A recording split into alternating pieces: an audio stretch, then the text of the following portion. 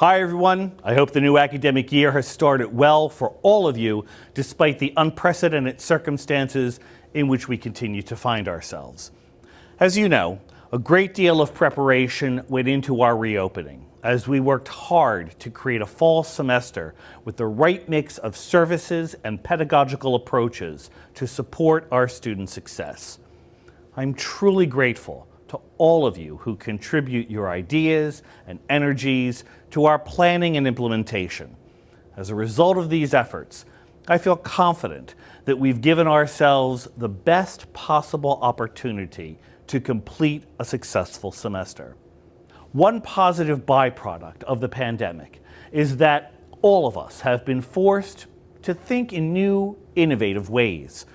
And we've seen this repeatedly across our departments, from orientation and student engagement to enrollment services, information technology, facilities and residence hall preparation, alumni outreach, our virtual commencement, and other special events. All of this creative thinking and sheer hard work has ensured that Southern continues to operate effectively and interact positively with our many constituencies across these extended months of remote learning and working. And unlike in March, when the onset of COVID-19 caused a very quick pivot to remote teaching, we've had a summer to prepare to offer our students the best learning experience possible given the circumstances. As we move forward, the health and safety of all members of our campus community remains our highest priority.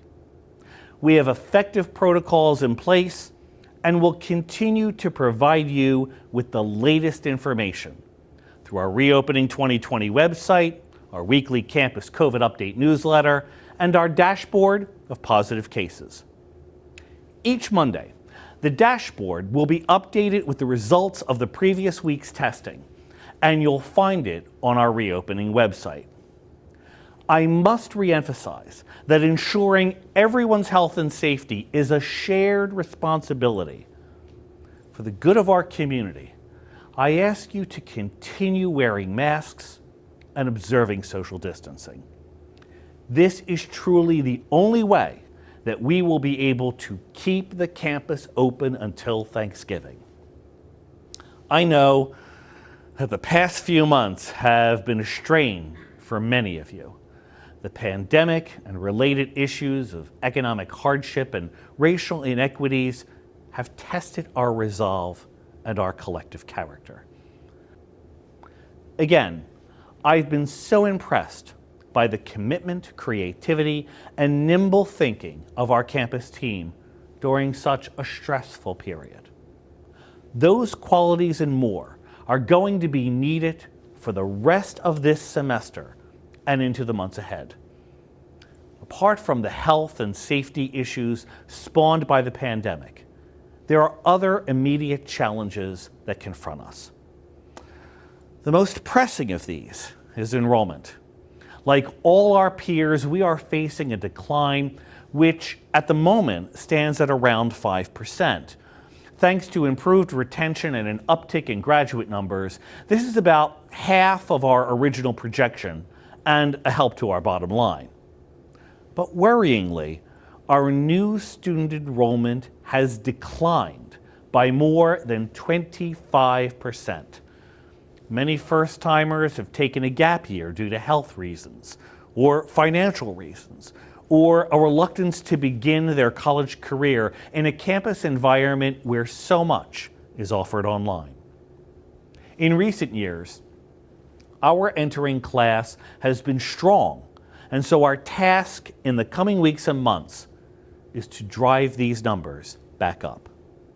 We have a virtual open house for undergraduates on September 26th and one for the graduate students on October 8th. Our inventive enrollment management team will also be hosting mini open houses for each of the schools and colleges during October, along with small group in-person campus visits that are already underway. They're doing a terrific job.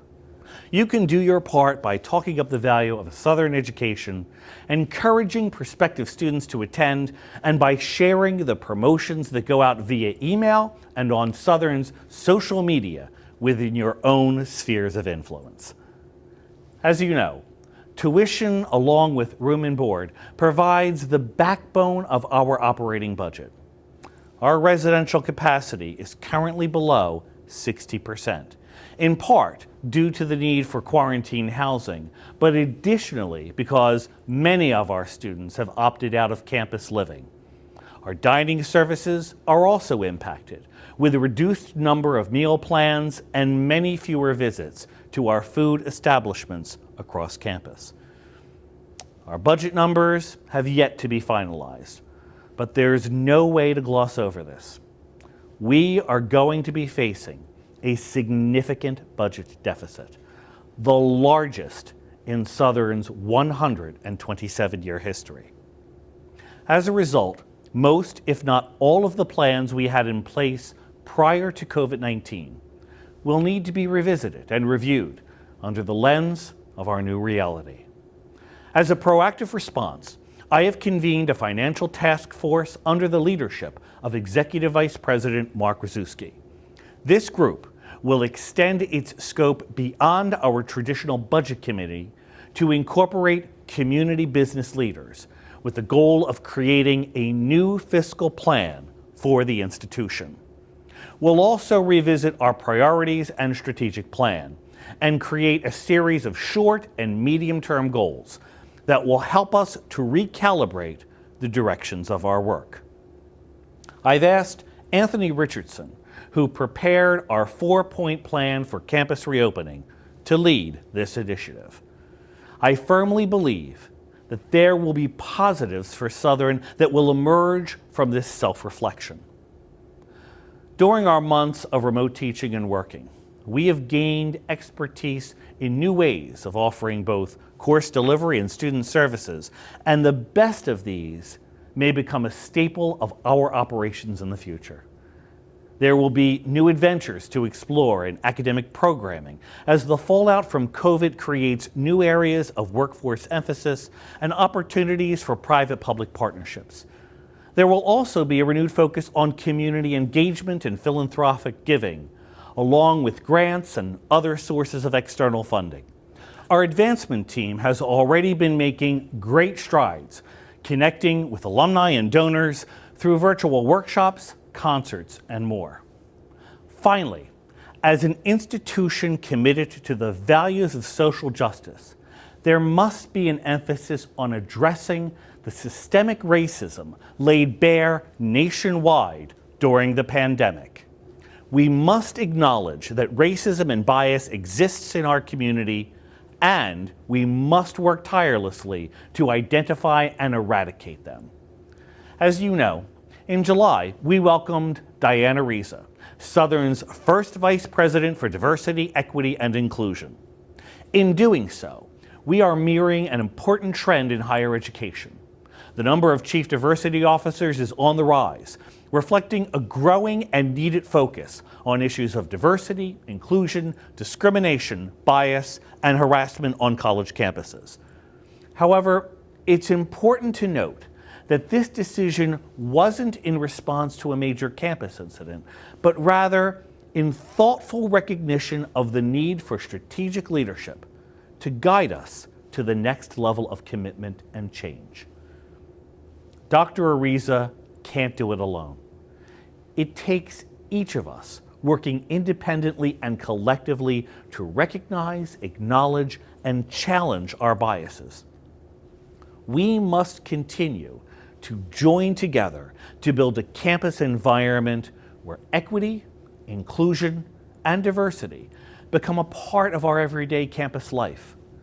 Candid conversation is an important part of this process. Earlier this summer, we hosted a thought-provoking panel on racial injustice. Next Thursday, September 17th, Diane will host an online forum titled From Talk to Activism, Southern Students Take the Lead on Racial Justice and Structural Change. Discussion will focus on the need for systemic change at Southern so that every member of our community feels seen, valued, and relevant. The forum will air on our YouTube and Facebook channels, and we'll be sending a link via email next week. Expect to have many conversations in the months ahead about critical topics that will influence our evolution as an institution. In the wake of a crisis, strong communities work together to find positive ways to move ahead, and I'm confident that we will do just that. We certainly have much to build on, starting with the talents and dedication of our faculty and staff and their compassion and support for their fellow employees and students. It may seem a distant memory now, but the 2020 academic year has been heading toward a strong conclusion before the pandemic forced us off campus in March. In one highlight, Asma Rahimyar, a junior majoring in political science and philosophy, was awarded the prestigious Harry S. Truman Scholarship for her outstanding potential for leadership, commitment to public service, and academic excellence.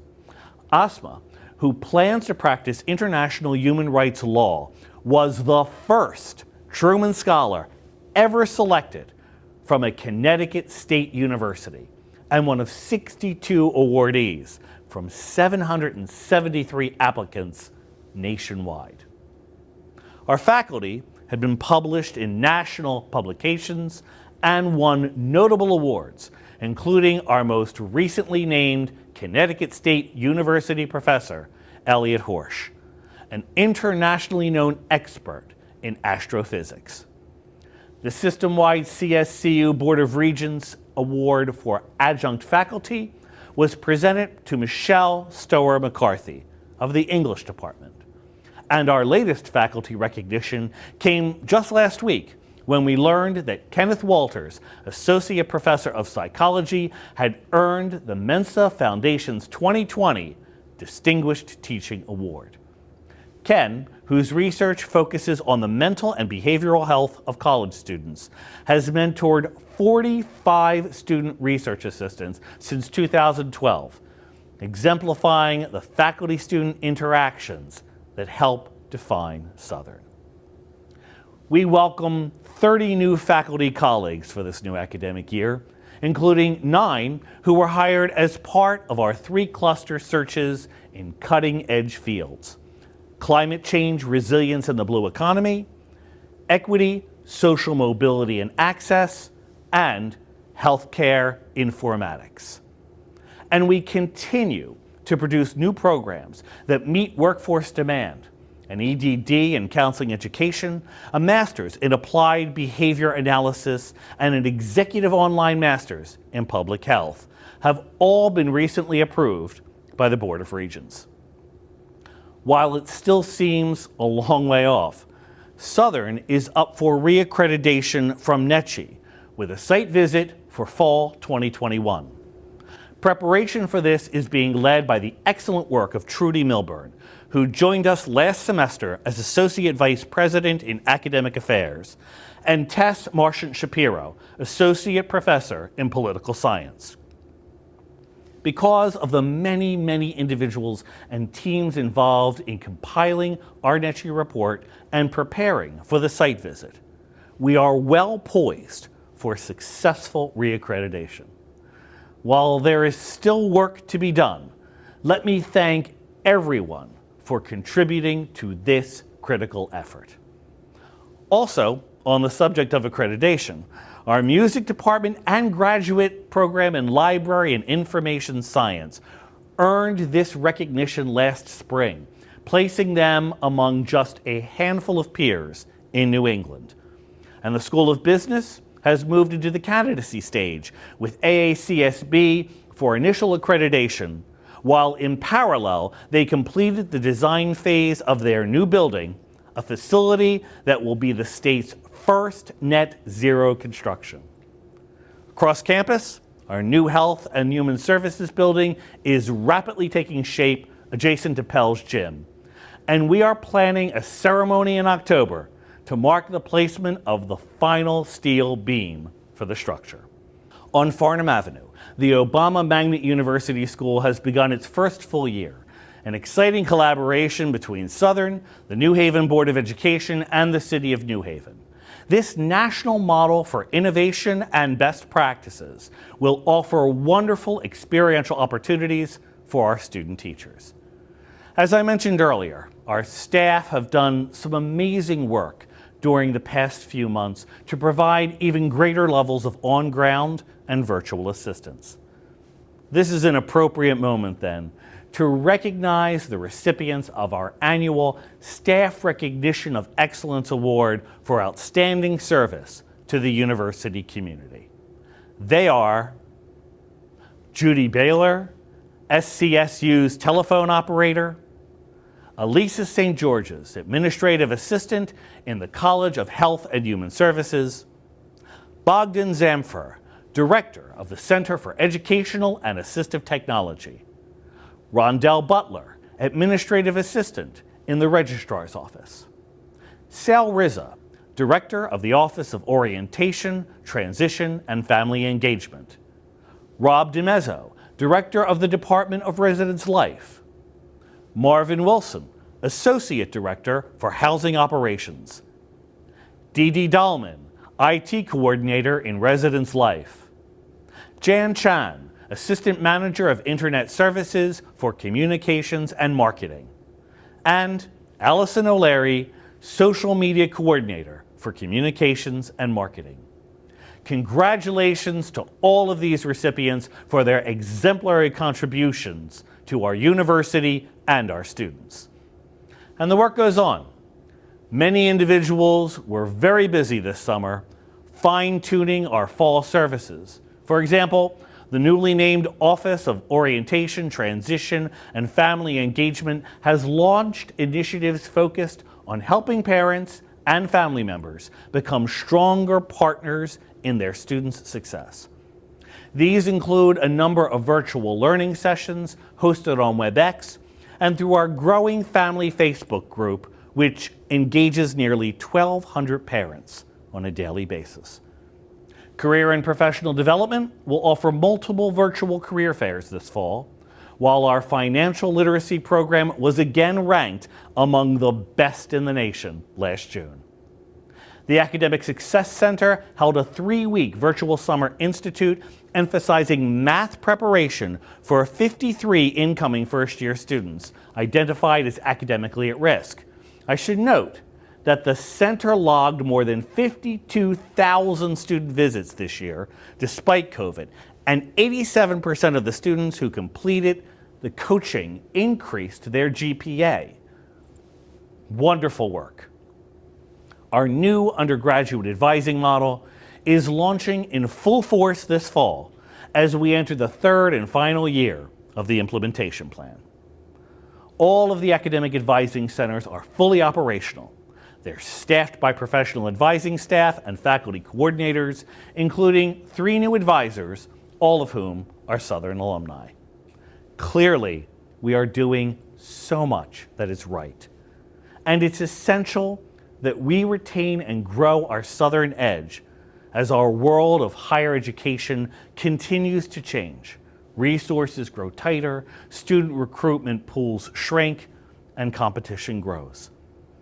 As I stated earlier, there will be no going back to the sense of normalcy that we experienced for much of our institution's history. Instead, we must move ahead and make changes in our disciplines that reflect a post-pandemic world and the evolving needs of our students and economy. But for now, our immediate priorities are everyone's safety, the success of our students, delivering a quality education, the advancement of our mission, and ultimately, a return to stability. We've all worked so hard to make this semester a reality, and it's important to remind ourselves to take care of one another, to be patient and flexible, and ensure that we model for our students and each other our social justice values of dignity, respect, kindness, compassion, and civility. We'll get through this challenging time together. And when we do, we'll emerge from it all the stronger with new insights, new skills, and new ways to cope with adversity. Have a productive and rewarding semester. Stay well and stay Southern strong.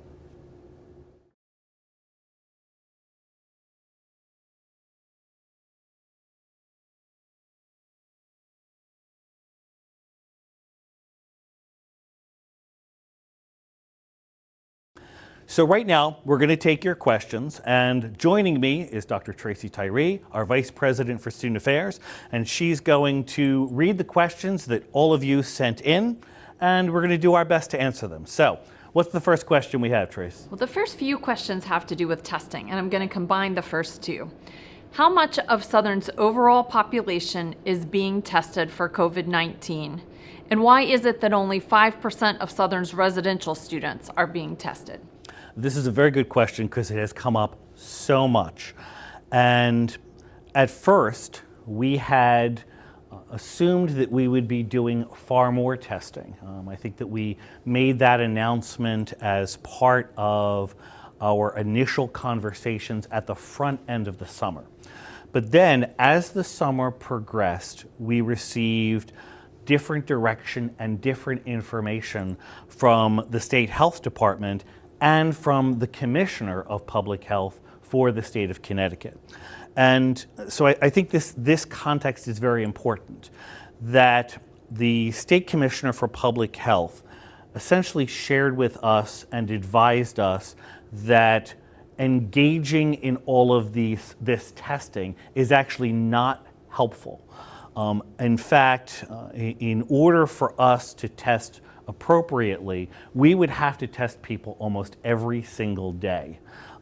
Because we're a commuter campus, because of our residential structure. And so between the recommendations of our state health commissioner and actually the recommendations of our four chief medical officers for the four state universities, their position was very similar, that testing every individual would require us to do that virtually every day, simply because of the nature of the virus. So instead, we have been advised to test certain groups of individuals at certain times, and in addition to that, place most of our emphasis on preventative education and preventative care, so masks, social distancing, cleanliness, etc.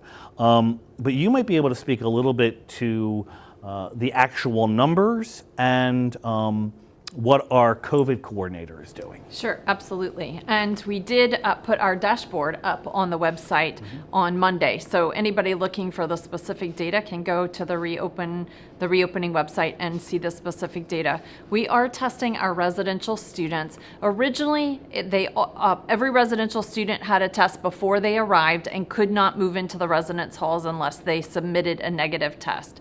And then the first full week of classes, we began what was originally identified as 5 to 10% of our residential students would be randomly tested through until Thanksgiving, when students are no longer on ground for classes. So that happened the first week, but then we got a new directive and really some new funding, because the state is funding this residential testing to move it up to 25%. And I think that was in part motivated by the Labor Day weekend and really wanting to be doubly sure as students return from the long weekend that that we were continuing to be safe. So this week, we're actually testing 25% of our residential students, and we will continue to do that as we move forward until we perhaps are given a different directive. We also have a group of nursing students who, for their clinical requirements, are obligated to have tests, and they are testing on a weekly basis, and so we're providing that test as well. And then in mid-semester, when our athletes begin their contact with each other, right now they are not in contact with each other, but when we get to a phase of implementation when they are more likely to, in pods, be in contact with each other, then we will begin testing of our athletes and athletic staff. So those are the testing populations right now. Now, if I recall, individuals may opt in to be tested. Can people actually? You mean on campus? On campus, well, we pay are for not testing? there yet. Okay. We are considering that as an option, Okay. but had a few obstacles to overcome. At the same time, we were trying to figure out some of this other testing. So we're not there yet, but may have that available in the short run. Okay, that's great. That's Yes. great. I think there are three things that is important for me to articulate here.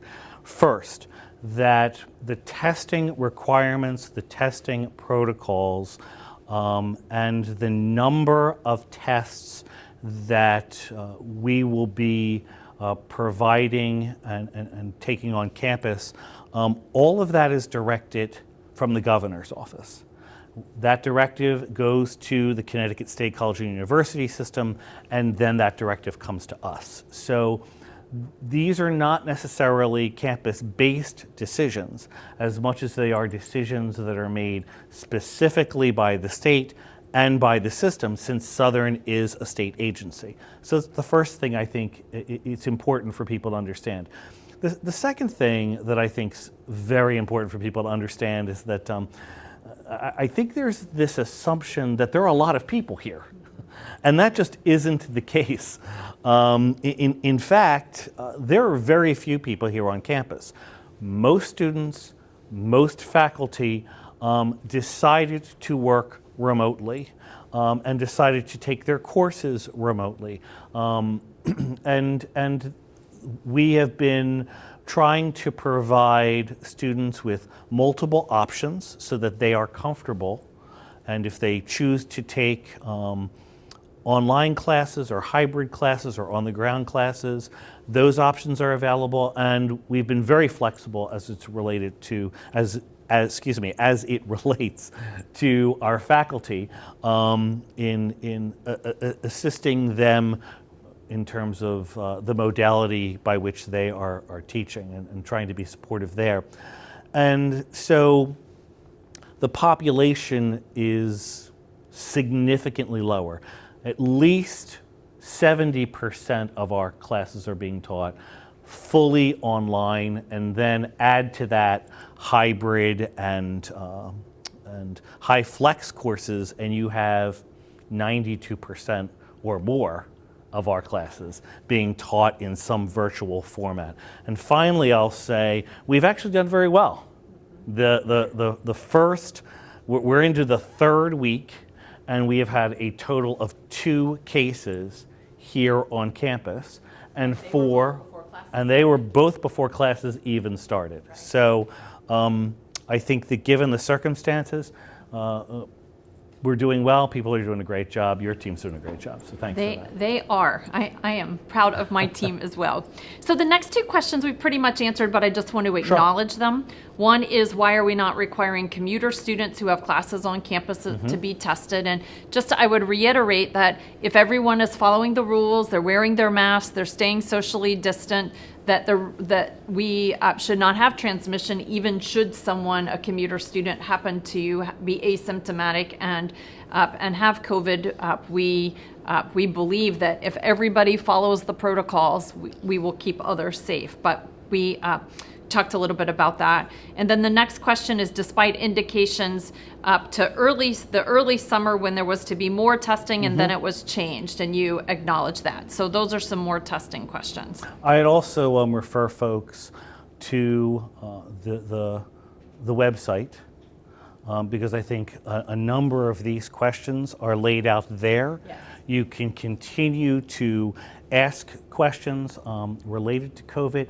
And I think if you're concerned about a particular case or a particular issue, I think it becomes pretty important to connect with the COVID coordinator here on campus, but we'll talk more about that in a second. Well, the next question. There we go. I have just been informed that one of my students with COVID symptoms has been allowed back into my classroom in my on-ground class. I was told that students are not required to take a COVID test in order to be allowed back to class after experiencing COVID symptoms. This does not seem like a good strategy for containing the spread of the virus. Please explain why this is the policy and why testing of students with COVID symptoms isn't the priority.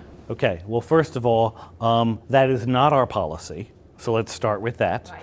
And two, we would never knowingly return a student to class who is symptomatic or who we know has tested positive for COVID. In fact, there's an entire protocol for that.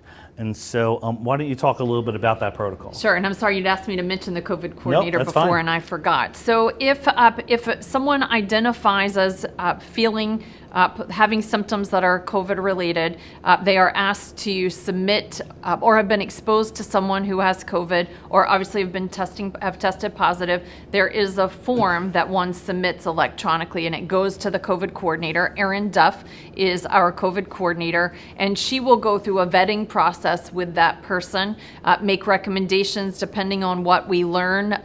There might be the occasion when we would ask someone to be tested. All symptomatic testing happens in student health or off campus.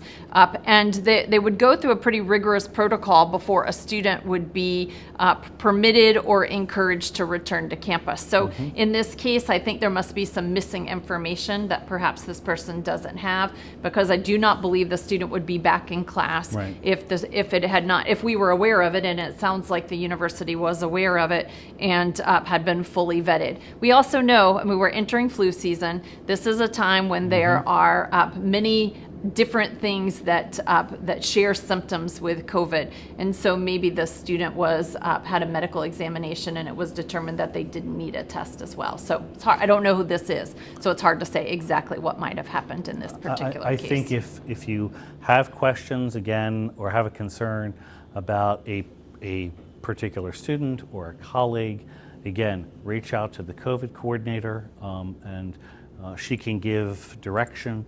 And again, the most important thing that we can do is continue to practice all of the safety protocols. So, okay.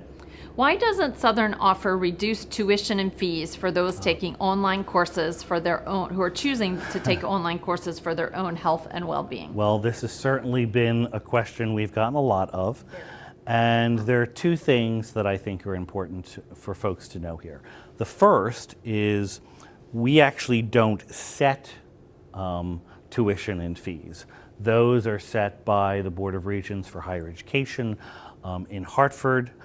Those have been set. They were set last spring.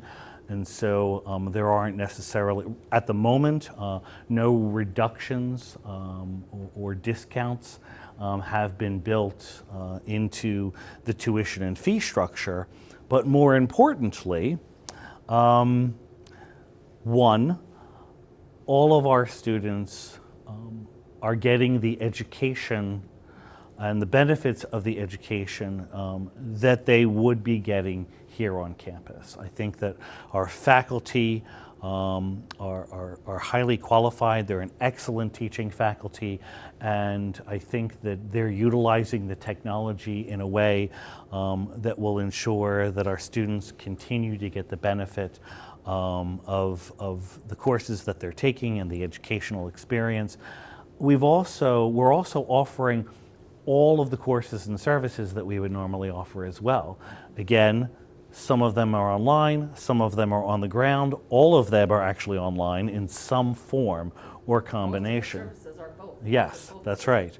And it actually costs more money to provide online services, not less. And in fact, it's a significant amount of dollars. So the notion that online is less expensive, at least to the institution, is actually not accurate. So I think we're doing the best with what we have, and we're going to continue to do our best. I know that's not the answer that that particular individual was hoping for, but it's the answer. And we do really want to encourage all of our students to take advantage of our opportunities for engagement, for activity, for support. Everything student affairs and enrollment services and others offer are available to all of our students in both virtual and on-ground formats. So those fees are being put to good use, and we want you to take full advantage of those.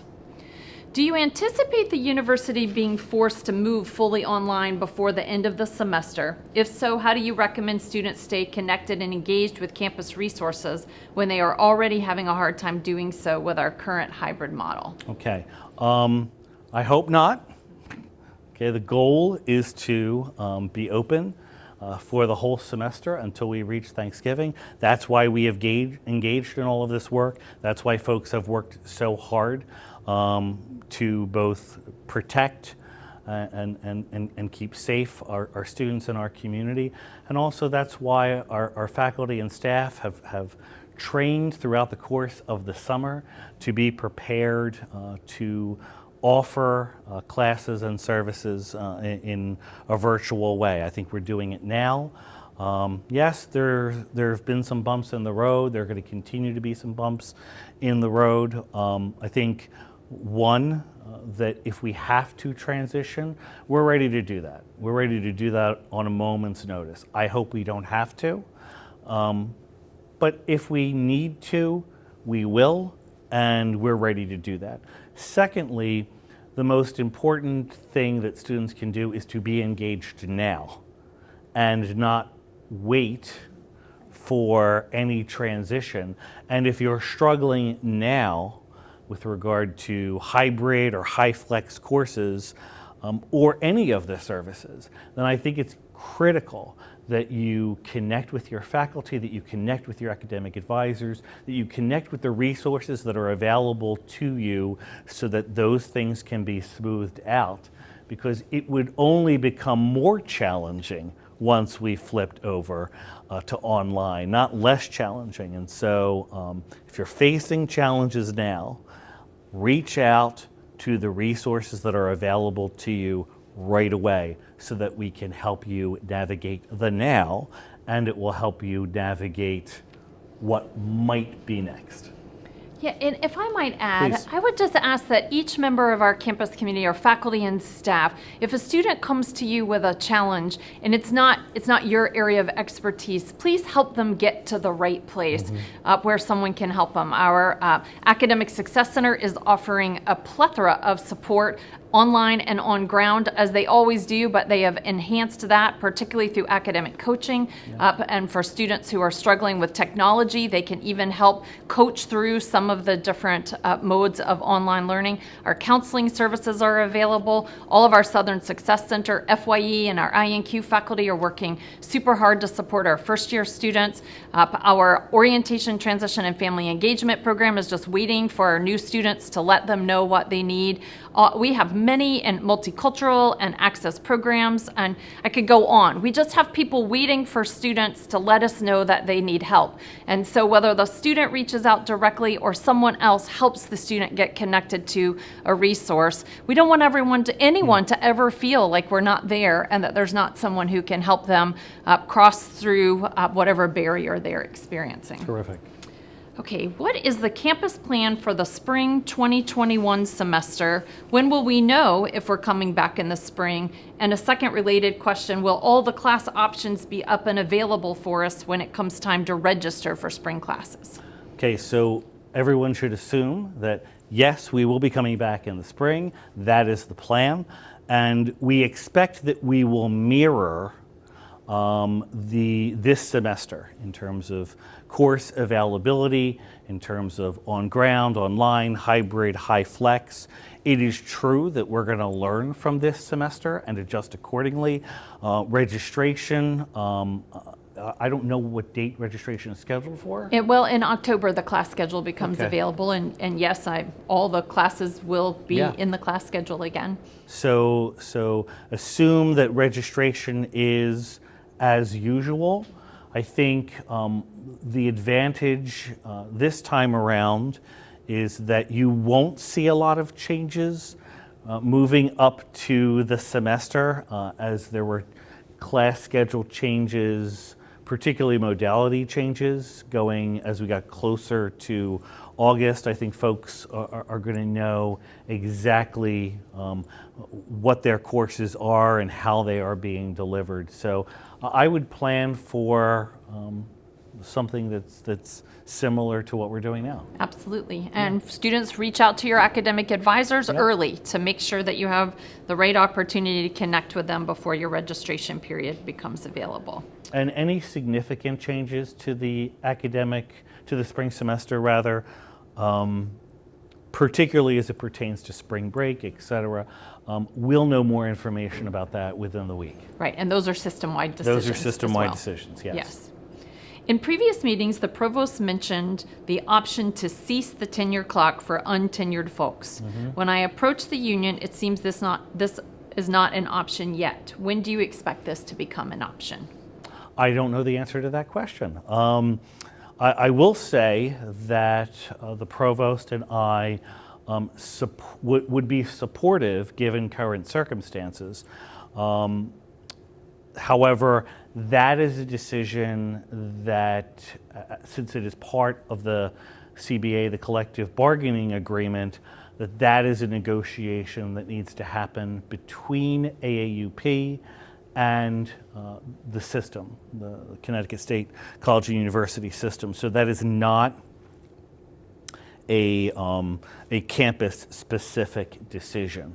So I would encourage that, I'm assuming it's a faculty member, I would encourage that faculty member to speak to their local AAUP leadership, and further, they may want to speak to their system-wide AAUP leadership. I do think that as the semester continues, there will probably be some questions about all of these types of things, given the present situation. Sure. Sure. Will the university and CSCU's response to the current fiscal crisis include a robust effort to lobby the state legislature and governor for the additional funds needed to continue to offer public higher education in Connecticut? Or will those efforts be limited primarily to budget cutting and resource reallocation as they have been over most of the last decade and a half? Yes, yes, and yes. Look, we're going to be we're going to face our largest deficit, and we should assume that the entire state of Connecticut is going to experience a significant deficit. So we're not going to be the only ones who are asking for dollars. So of course we'll continue to be aggressive, both at a southern level and at a system level, to fight for dollars. But I also want to be realistic that we're going to fight that fight, and we're going to fight hard, but there are only going to be so many dollars. And we do need to be prepared for the possibility that if the state or the federal government, because the federal government has come through, we're going to have to make some decisions institutionally. And I spoke earlier in my address to the financial task force that we're developing. You can't cut your way out of this, this type of deficit. So really the question's going to be, are we spending the dollars we have in the right way? How are they allocated? How do we generate additional sources of revenue in new and different ways? And I said this before, and what does it mean for Southern to potentially be a smaller institution? I think that's an important question and an important conversation to have, because we have, at its peak, Southern had nearly 13,000 students. Now we're shy of 10,000 students. So it's hard to say what it's going to be to say. recover from our smaller first-year class even. That's right. Hard yeah. to say. So and the smaller first-year class, we saw a drop of about 25%. That actually stays with us for 4 years. That class will be a 25% smaller freshman class this year, sophomores next year, et cetera. So that is a long-term issue, not a one-year issue. And I will say, while our operating budgets are a small percentage of the overall, I think it's, I've impressed upon the student affairs team that we all have to be responsible in our spending. And it's time to really think a little bit harder about what we need and how we spend. We need to do what we need to do, but saving some dollars might be in everybody's best interest, even if it is a small percentage of the whole. Two more questions right now, at least. Okay. The faculty that has been teaching online for 2 semesters knows what platforms work best for class delivery. Yet, in spite of this, the use of specific platforms is being prohibited, even though some of them are not conducive to recreate an on-ground experience for students. Is there any chance that administration would reconsider which platform can best reproduce classroom experience during these challenging times? That's a fair question. I'm going to guess we're talking about Zoom here, because the system has essentially said you should not be using Zoom. They've grandfathered that in until December or January. And the issue surrounding that has had to do with security. And I can't remember what the term is, but Zoom bombing? Zoom bombing, thank you. There has been some Zoom bombing in classes and at events across the CSUs. And so that's been a major problem. Now, if the security issue is resolved, there may be a different discussion. That is not a campus-based decision that can be made. That is a decision that is being made at the system level. I do know that AAUP is in conversations with the system office about this, and I expect those conversations to continue to happen. But as it relates to platforms on our own campus, there are a number of platforms that our faculty are using and that our staff are using. And I have asked the provost, the leadership of the Faculty Senate, the Faculty Leadership Council as well, to work with the administration to get a sense of what are the best platforms for our students and for our faculty, and where should we be investing our resources in terms of providing those platforms. Because I think you and I have talked about this before, while it is true that students are pretty good at navigating all of these platforms, there are a lot of them. And it can be overwhelming for a student because one professor is using one platform and another's using another and counseling is using another. I mean, it can be overwhelming. So yes, we are hearing that from students, that it is hard to even to remember which class is using which platform on which day you're supposed to do what. So yes, I'm empathetic with the students on this one. So I think we're gonna continue to have those conversations, because I really do think that if we can consolidate platforms and be consistent across the institution, it also makes it easier for our IT operation to be able to help support our faculty and our students even more if our platforms are consolidated. Sure. So President Joe, I have one last question. Oh, okay. When do you believe you will release the pause button on grad level data collection? I don't know if I know the answer to that either. I'll have to check with the provost, but I think that there has actually been a lot of data that has been collected in the graduate school. And for NECHI, we've done a lot of We've data done- collection that's right. and analysis. Thank you. We're doing quite a bit for NECHI. As you know, Manahar just arrived last year, so I'm sure he's doing quite a bit. But our attentions have been focused in other places as well. So I guess I have to ask people to continue to be patient as we sort through all of that. Any other questions at the moment? That's all we've got. Okay, I think we're gonna see if other questions come in. What I'd like to encourage folks to do is actually ask questions through the link that's been provided. And if we haven't answered your questions here, we will answer your questions like we've done in previous iterations of our virtual town halls. So write your questions. You can continue to write those questions and ask those questions, and someone will respond with some answers. In addition to that, your question may already be posted on the COVID site. So I really encourage you to go take a look to the FAQ sheet to see what questions are listed. There's a lot of information there that I think can be helpful for folks. So we hope that this has been helpful. We hope that we were able to answer some of your questions. And my guess is that we'll be seeing a lot of you mostly virtually, and you'll have ongoing questions. But for now, I want to wish everyone well. Tracy, thank you very much for assisting today.